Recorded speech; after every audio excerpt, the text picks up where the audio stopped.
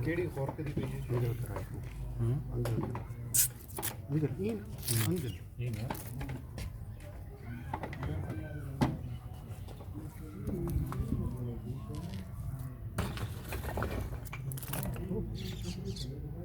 अंदर अंदर जिन्होंने अगर वो कैसे नहीं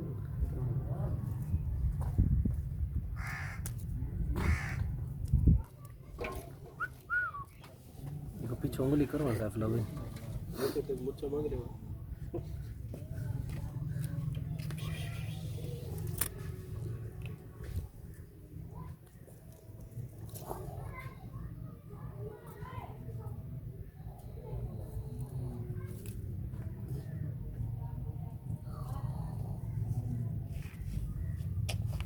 ये पैर तो यो करा